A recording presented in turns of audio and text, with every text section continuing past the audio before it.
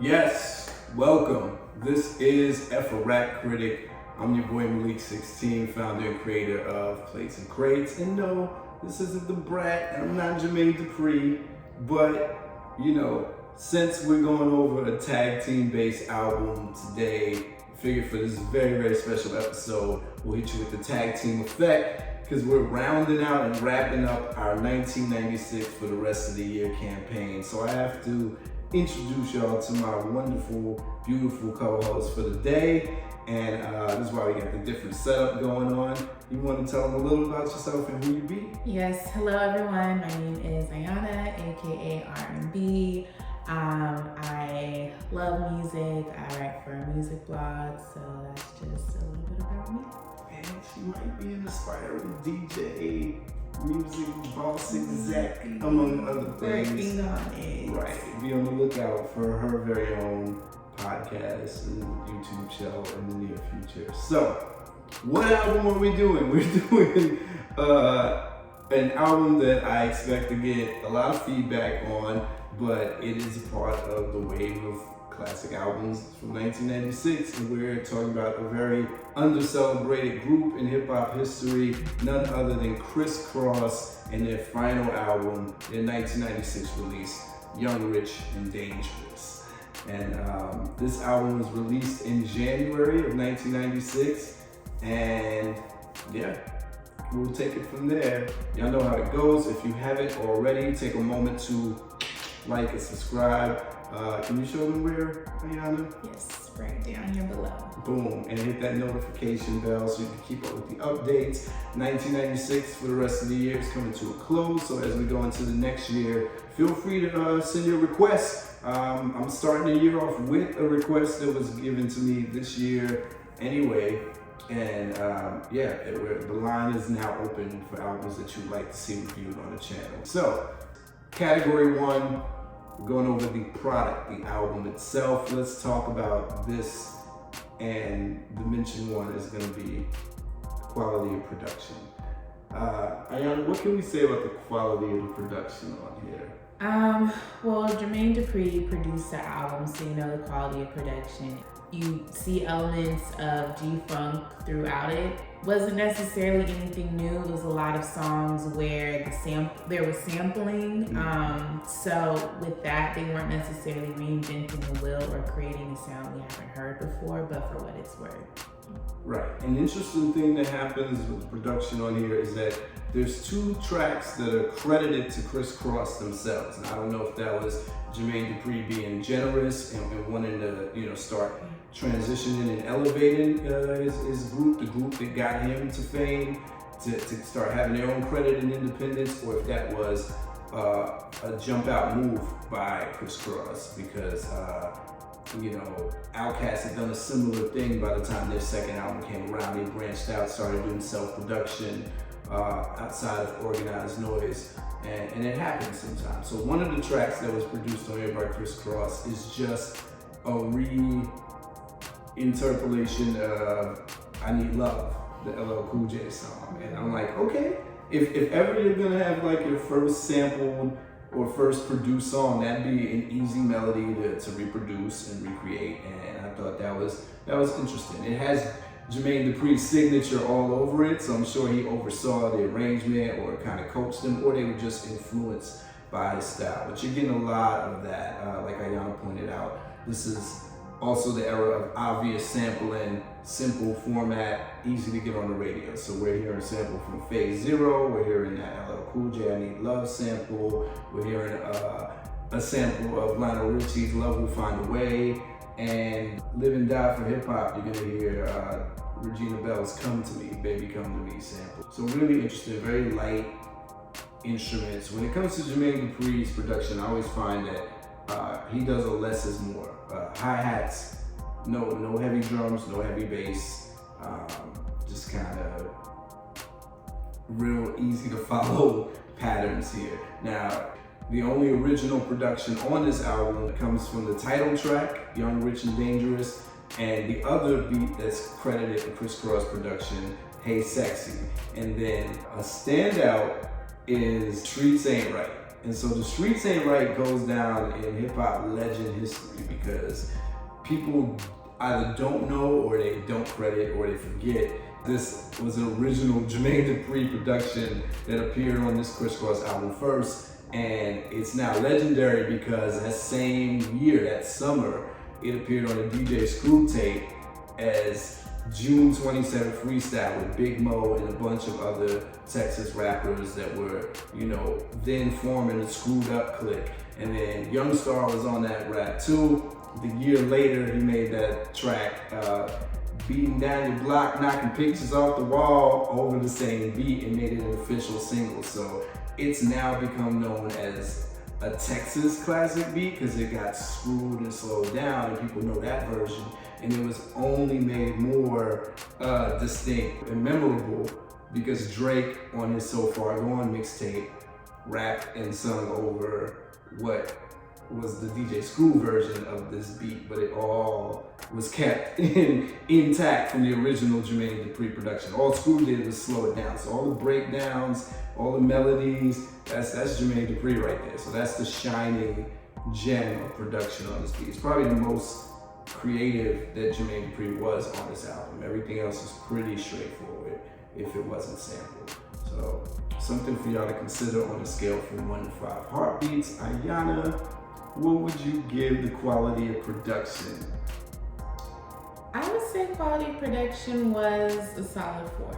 Solid 4, Solid wow. 4, yeah. Okay, we coming out the gate with the big numbers there. So like to hear y'all numbers and see y'all numbers. Let us know in the comments below, or you can check out rapruler.com. And it's also where you can get these fly shirts. You know, we're not just rocking these for nothing. We coming at you. We couldn't do the backwards pants, but what we could do is the matching shirts. You know, the I Used to Love Her scale in full effect. You can get them in any color you want. Holler at us on below in the comments if you want one, or you can go check out rapruler.com. I told y'all early on in the beginning episodes when I first launched the channel this year that by the end of the year, y'all see me wearing mostly my own merch, and that's what we're moving into, you know. I told y'all pieces are falling into place. I still will show love and flex and represent and, you know, spread love to all my black designers, my independent designers out there. Whenever I get some fly drip out, you know, broadcast it here. But for the most part, this is gonna become the uniform. I'm like Janelle Monáe now. And you see, Ayana's already Janelle Monáe ready. You know, Black Girl Magic, black and white. All right, Dimension 2, the cohesiveness of the sonic bed. So, you said the production's pretty solid here. It's all one producer, unless you count the 2 tracks that Kriss Kross are credited as producing, but it's all in-house. How well does it all flow together? It flows. I think the only thing that takes away from the cohesiveness is the skits. There's a lot of skits throughout the album, and the skits sometimes, do they fit or does it make sense? Does it go with the album's theme? So sometimes the skits didn't necessarily make sense. I think it was a little too many skits, especially because the album was so short. Yeah, I think you hit on a very interesting point. Skits are really hit or miss. You either have these super, you know, memorable skits that go down in history because people want to rewind and hear them again. I have personal feelings about skits, but we're doing a subjective review here. Just from a numbers standpoint, the skits are like 40% of this album. It's a very short album, and if you're not counting the Tonight's the Night remix, then, you know, about 4 to 5 of the tracks on this 12-track album are skits in that remix. And so that leaves you with pretty much like 7 or 8 real songs. And it's technically an EP. And yeah, the skits are, you know, listed as if they're songs. It doesn't really indicate it. And I can see how that can break up the monogamy. They're not these necessary speaking scenarios that take you into set the scene for the song. The songs could have just came as they went. But production-wise, you know, I mentioned how the tracks that are produced by Kriss Kross sound like they're very much from the school of Jermaine Dupri. They could have easily been his production. I think they miss some of the fullness and some of the catchiness that makes Jermaine Dupri the hit maker that he is. And so I don't know if that stands out enough for you to be able to distinguish that. It's one of those things only if you know. It's like, oh, no wonder that beat sounded a little bit, or that song was not, as single worthy. And that's about it. It's real simple, straightforward Jermaine Dupri sound, and I think it does keep it together. Those skits do kind of come in between and stop the flow of things. So something for y'all to consider on a scale from 1 to 5 heartbeats. Ayana, what would you give it? I would have to give it a 3. 3. Ooh, y'all started off. Yeah, it was starting off strong with the skits. Like I said, it was just too many. And, it would have been a more cohesive album had I just listed the songs and played them through. Gotcha. All right, that takes us to dimension 3. Definite mood or tone. Does this album have a definite mood or tone? It does. You can see that in this album, they're transitioning from adolescence to, young men. They talk about being young, rich, and famous, and dangerous, and they did stick with the theme throughout the album. So yeah. Yeah, and you say the theme is being young, rich, and dangerous. Well, because they had songs talking about they gotta keep their guns on them. So. I think they were talking more about being around the danger, and when they speak in terms of danger, it was about watch your girl. We're ready to take them. If anything permeates throughout the album is them saying, them being horny. I guess it is really just kind of the and trying to show how casual about the horniness they are. Like, we cool, we get girls all the time. I felt like that was really going on. Similar, you kind of, the sentiments, and we'll talk about this probably in category 2, a lot of the sentiments, you can tell this is Jermaine Dupri factory product, because the same way Bow Wow started talking about women when he was coming of age, you hear those same kind of lines here. I got women 21 trying to get with me, those kind of lines. And, they know their role. They're telling you their ages. They're telling you I'm 16, I'm 17. They're mentioning mom's not here. I got the crib to myself. So they're staying in the teenage lane, but they're using more aggressive language. They're letting you know that they're men and they're able to do everything you can do without being 21 yet. And there's a lot of talk about their place in the industry and making money and their goals for the industry. So I do think what you're getting is that coming of age, if there's any mood or tone, it's like we're not little kids anymore, but we know we can't do all the things, but just wait. So it's that in-between phase. And it kind of worked. It was smoother and easier to accept, I think, than Bow Wow's transition. Not to compare them to, I know it's not really fair, but it's an easy go-to when we have these examples of kids who we saw grow up in front of us. There's not many examples in hip hop, so unfortunately Bow Wow becomes the easy comparison that's unavoidable to bring up when we talk about Jermaine Dupri, so deaf artist. So I think you get that, but I think it was more digestible. I remember in 1996, Tonight's the Night came out, and nobody was like, look at these fools trying to be hard. They were really on Mac player mode, not a lot of anything outside of that. We'll talk about why they were talking about having the guns on them later. But yeah, something for y'all to consider on a scale from 1 to 5 heartbeats. How good of a job did they do at setting that mood and tone? I think they did a great job. I mean, we touched on it earlier. I do think it's hard for acts to start off as adolescents and make a smooth transition into becoming young teens or young men. But I think that in this case, the transition was a lot smoother for them. You didn't listen to their music and like, oh, they're wannabes or oh, they're corny. So I definitely think in that aspect, they were able to keep to the theme and the theme fit them and who they were at that time. And you said you give it a what? You go back up to a 4. A 4, wow. All right, I heard it.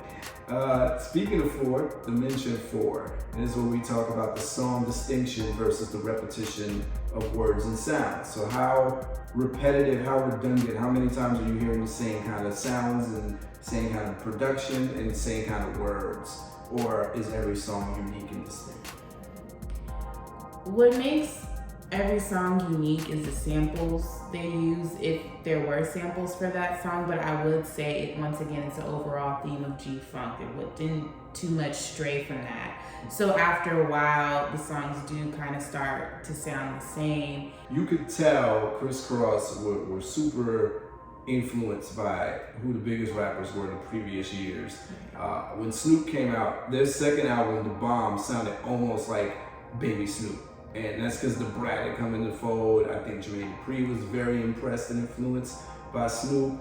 And, you know, their writing was just all mini Snoop sounding stuff. They went from, you know, these adolescents with projected voices. Don't try to compare us to everything. Cool, I'm sitting on the king. You know, they were doing that. They even had Snoop sample for one of the singles on the album. And I think that influence was still shining through as the Atlanta scene was coming into view as well. And so they were very much on their Mac player vibe.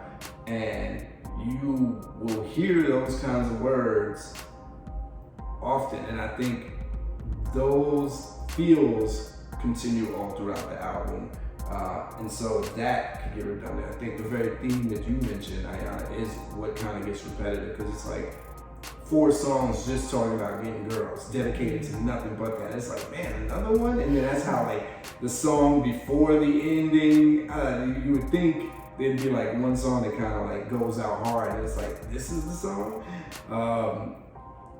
And so a lot of Mac player, of course their names have the word Mac in it, so it's unavoidable, just like their name's Kriss. And by this time they had added another person named Kriss, and so they referenced that a lot too, the C connection and Kriss, and you know, Mac, they reference their age a lot, they reference money a lot. The themes there's repetition in theme because the themes are limited. And so within verses, you're gonna hear a lot of the same things. Jermaine Dupri has never been accused of having a wide range of topical material coming out of his camp anyway. You know, the Brat being the beast that she is, the Brat's catalog is full of a lot of the same material. It's gonna be smoke, get money, and maybe some relationship stuff in there. So the production all having those signature Jermaine Dupri vibes where it's light, you know, it's not overwhelming, it's to the point. I think, you know, you mentioned the samples are the only variations you get. The difference between, you know, sampling Regina Bell or sampling Lionel Richie or LL Cool J. So something for you to consider on a scale from 1 to 5 heartbeats. What are you giving this on song distinction? On song distinction, it would have been nice if maybe they collaborate with people outside of JD's camp just to get some more ideas. Once again, they're transitioning, so I would have to give it a 3. I think they kind of limited themselves, or maybe we're just limited creatively by just staying with the camp, so I have to give it a 3. Okay. The saving grace here being that it's a short album again, 7-8 songs, so, you know, which takes us to Dimension 5, the amount of content versus the amount of songs. Are they talking about different things on this album? Not really. It's pretty much the same thing as women, money, that's it. I'll get a little bit more nuance than that out there. I go every episode I find a way to use that word. I'll get nerdy on it. Okay. Out of 7 or 8 songs, they do actually have topical stuff, even though the themes run short. Mm-hmm. 7 or 8 songs, you get 2 songs here about their specific place in the industry, and they stay on topic. Then you get, like I said, about 4 songs strictly about women, you know, songs like Mac and Ain't Easy and things like that. And then Streets Ain't Right, where it's about just that. It's about the streets being tested, being non-gangsters being tested by gangsters, and what's wrong with the street mentality, pretty interesting. That's diverse for such a short project. So the themes run short, and within verses you're gonna hear repeated language and repeated ideas, but the actual song topics are different. And so that's something for y'all to consider on a scale from 1 to 5 heartbeats. What would you give it? That's tough because, like you said, there's only actually like 7 or 8 songs, and then I think lengthwise it was like 32 minutes. So once you take into consideration those skits, the album runs kind of short. So I would have to say 2. Wow, 2 on the amount of content versus the amount of songs. Ooh, love to see what y'all think. Don't chew me up in the comments, y'all. And maybe it's just because I come from an era where you used to having artists have these really long albums, at least 15, 17 songs. So maybe that's just my standard and that's what I'm used to, but to only have 7 or 8 songs and considering an album at least. Well, newer albums, you're getting 7, 8 song LPs. You also might get 18 track albums, but every song's 2 minutes now, like the Baby's projects, every song's like 2 minutes, Megan Thee Stallion. So it's funny to see where hip hop has been and where it's going. And I think sequencing also plays a factor here. If they didn't have the 2 songs about the industry back to back, you're getting Young, Rich and Dangerous and Live and Die for Hip Hop back to back. They talk about the same thing, and I think you get some of those girl songs together, songs about women, songs about girls and women back to back, and then The Streets Ain't Right is the outliers towards the end. It probably should have been the last song before the remix, but yeah. All right, Dimension 6 features. Who on this album? The third member. Right. So he comes on this album. Chris Terry, yes. Who they were trying to introduce, not so subtly. It was just like, boom, here it goes. So they weren't officially announcing they were a trio yet, but legend has it that this C Connection was them trying to transition after this album to no longer being Kriss Kross, but being a trio with, I guess, their friend or fellow rapper, Chris Terry. But he was never heard of on records afterwards. It kind of like started and ended there. He passed away in 1999 reportedly. And then same thing kind of happens with so deaf artist Mr. Black. And I remember seeing Mr. Black in the video for Live and Die for Hip Hop and be like, who is? And Jermaine Dupri is good for that. Jermaine Dupri will introduce these rap acts that never go anywhere on a popular single, because that was the formula back then. Diddy used to bring all his rappers out on one of his ARnB artists' songs, and that's how you get ready for them. You're like, oh, who's Black Rob, or who's Mace? Because you heard them on a 112 remix or a Total song, right? And so, think about Where the Party At remix, right? You got ROC, who apparently was a ghostwriter in the industry, and Tiger. What happened? And we're not talking about the Tiger that's out now. People just remember, Bow Wow and the Bratz verses on there. So Mr. Black, kind of same thing. He comes out of nowhere, and he can spit. He's on 2 songs on this album, but I don't think you ever hear Mr. Black on anything major outside of this album. So Mr. Black and Chris Terry appear on 2 songs apiece on this album. The 2 songs that Kriss Kross produced is where you get Chris Terry. And then Mr. Black is on Mac and Ain't Easy, and he's also on Live and Die for Hip Hop. And who else we got on this album? We got the Brat. Gotta have the Brat. Tat. She appears twice. She's on Young, Rich and Dangerous on the hook, and I'm sure she's somewhere behind the pen in the ghost capacity. She's on Live and Die for Hip Hop. And who else is on that song? Aaliyah, a rare appearance. It's not.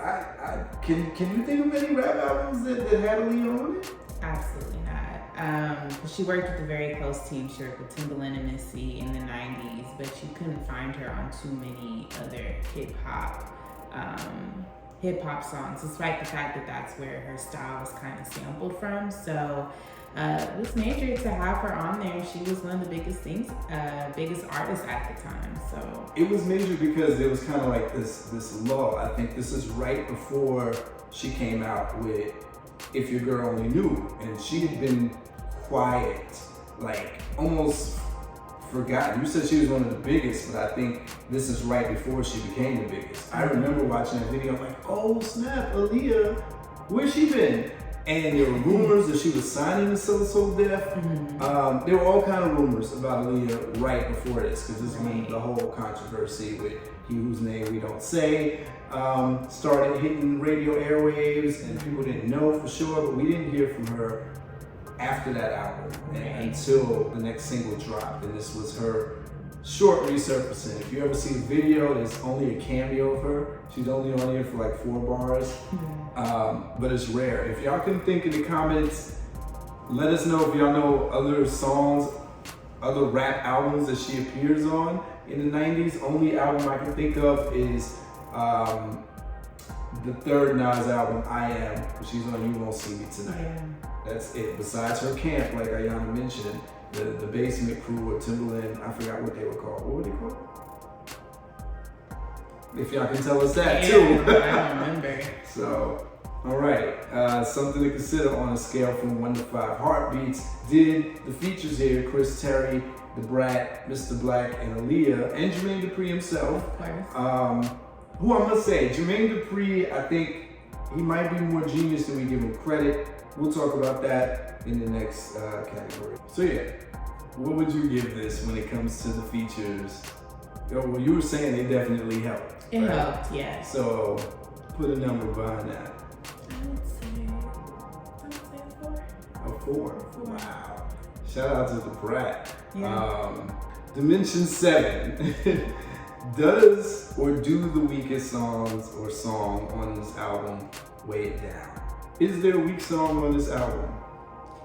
Hey Sexy was not. I can tolerate it, but I would probably just skip it any other day. So it was definitely the weakest song.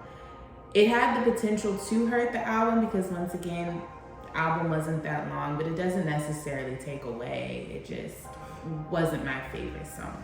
Yeah, it doesn't help that it's really the last song before the Tonight's Tonight remix. So that's the song that I mentioned earlier where it's like, okay, this is how you guys want to end this. I get it. It's your production. It's C Connection. You want to give one last reminder, hey, we're about to do our own thing. We're men.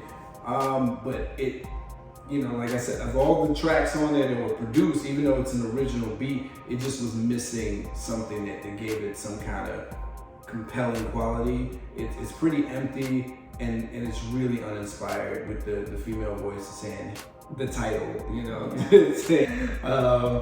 So, you know, kind of that contrived, trite 90s stuff that people thought were, that now is kind of cringeworthy. And you know, you'll also get that on the skit too. There's one skit where, you know, Candy Barras is pretty much acting as a groupie that's down for a train. Shout out to my cousin-in-law, Candy. But I'm sure that was awkward for everyone involved. But again, this is a part of them, you know, puffing out the idea that, yo, we take down grown women, we're old enough now, we're dangerous in that capacity. But yeah, let us know what y'all think the weakest song is, either on the Rap Ruler or in the comments below. Something to consider on the scale from 1 to 5 heartbeats. Scale of 1 to 5, how good of a job did that weak song do at not bringing the album down? 5 would be like, they did a good job, it doesn't mess it up a lot. 1 would be, oh, it tanked the quality. I'm gonna give it a 2. Yeah, it's coming at the end, you know, it's a lot less easy to forgive. In the middle, it can get lost in the sauce a little bit, like, you know, but all right. Dimension 8, Mass Appeal. All right, we're talking about a monster of a group, you know.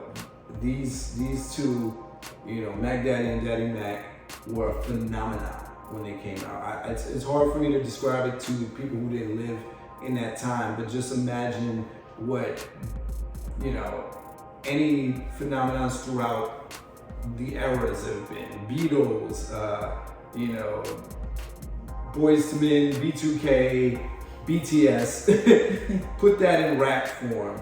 MC Hammer, they were that level. They were going on tour with Michael Jackson. So, you know, the second album was kind of a calming down from that, where they were good enough to exist. They were still hitting platinum status because there was fandom going on. 96, the scene had changed dramatically. After Snoop came out, the game changed, and 95 was a real game changer.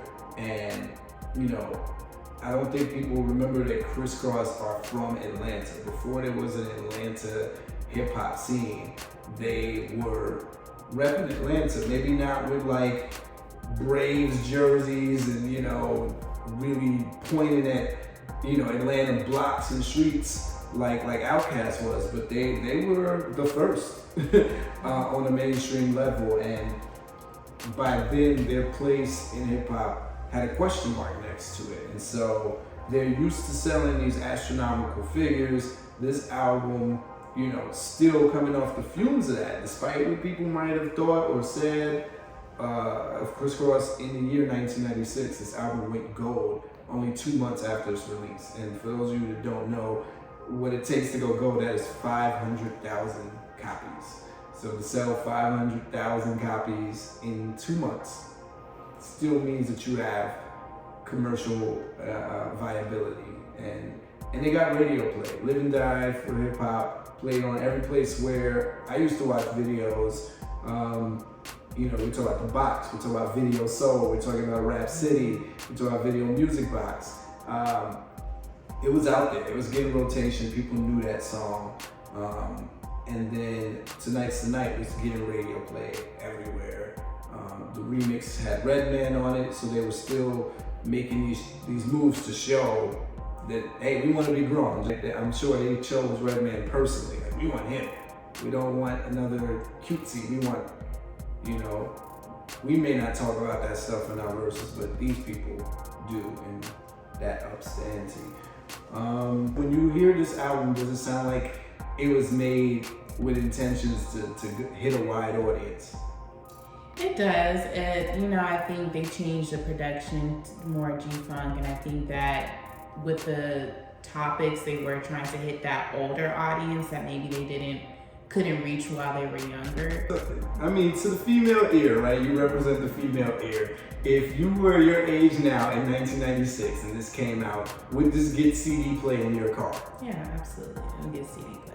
Production's there, the topics are there. You know, once again, they're transitioning, so the song topics are more mature. It's easy to listen to, you think? Yeah, it's easy to listen to, for sure. Again, it's the So-So Def Camp, so you're not getting anything super obscure. It's following the radio format. We started getting into this is what the programmers want. Hit them with an 80s sample and a female voice singing, and, you know, a glitzy video. So, you know, Jermaine Dupri wasn't gonna let them falter too hard. Oh, this album only generated 2 videos. If you count the remix as a 3rd single and The Streets Ain't Right as a B-side to one of those singles, you get, you know, half the album in single form. Yeah, but something to consider on a scale from 1 to 5 heartbeats, the mass appeal of it all. What are you giving this for mass appeal? I'm giving it a 3 for mass appeal. 3. Okay. Ayana is giving no 0.5s yet. I don't know we're allowed to do that. Okay. You can absolutely do 0.5. Well, it doesn't change for this topic. It's still a 3. Gangsta. Dimension 9, my favorite, everybody's favorite. The 3 I's: impact, innovation, influence. In terms of its innovation, it wasn't necessarily anything new. They weren't reinventing anything. But in terms of impact or influence, certain songs from that album are still getting played to this day. So I think that stands for something. Live and Die for Hip Hop still getting played. I mean, it's on TikTok. They got the meme where they're doing the bankhead bounce going all over Instagram. So I think they may not have hit their goal, but I do think there was some impact and influence. Yeah, I think also, as people are rediscovering Aaliyah on streaming, right, they hit everything that was in her catalog, anything that has her name, and so they discover Live and Die for Hip Hop as a song. And then also, we talked about the streets ain't right and living on and continuing Kriss Kross's legacy, whether people know it or not. Every time you hear that beat, you gotta count Kriss Kross and Jermaine Dupri as no doubt being a part of hip hop history. People, you can call them pop or whatever you want, but that is a hip hop beat. And, most rappers, like when I hear it, I want to spit over it. I was in Texas driving with that on blast, so really where as Ayana pointed out, not the most innovative material at all. And maybe not the most impactful, because this album kind of came and went, even though they hit gold relatively quick. But the influence is there in these indirect ways. So something to consider on a scale from 1 to 5 heartbeats. What would you give this on that scale? Now this, I'll give a 3.5. 3.5. Yes. First 0.5 as we round this out and take it to the final dimension 10, the overall uniqueness and timelessness of this body of work. I mentioned the reason why we're doing this 1996 for the rest of the year, why we started it, is because 1996 was one of those last years where you see things in hip hop that you just didn't see afterwards. And this was such a packed year where you're getting such a variety and just range. I mean, from the underground rap that was out to the mainstream rap, it's just wild what was allowed to exist in the same space. But when you think of this album, since Ayana just pointed out, it's not the most innovative. I don't know if it's unique in any sense, besides the fact that it's a Kriss Kross product. Uniqueness and timelessness, what you think? When you hear this, does it sound dated? Does it sound like, this is 1996 stuff here? You can definitely tell it was made in 1996. Is it because of the words being used or the sounds?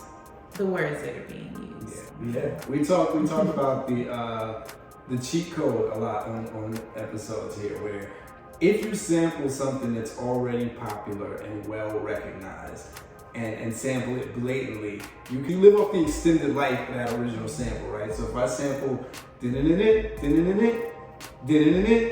people who grew up knowing that riff, they're just gonna instantly jam anyway to a degree.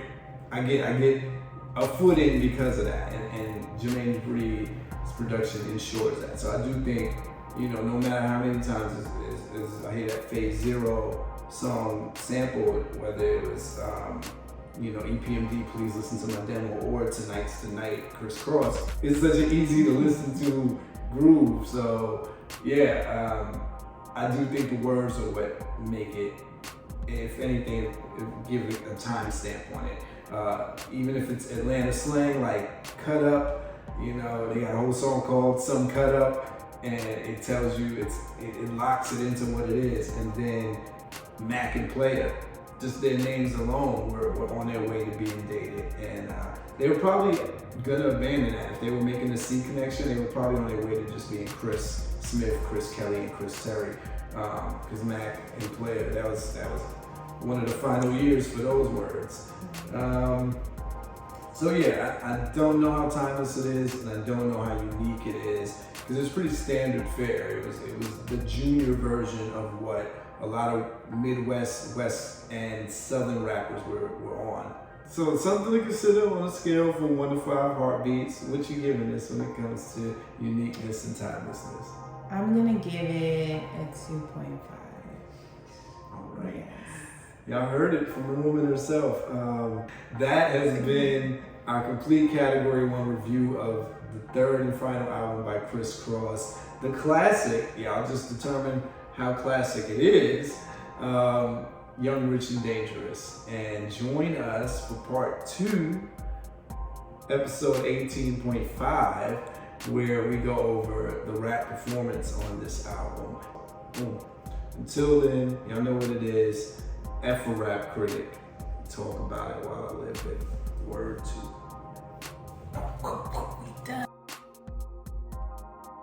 Yes, this is F a Rap Critic. I'm your boy Malik 16, founder and creator of Plates and Crates. And no, I'm not a Mac, but you can call me Daddy.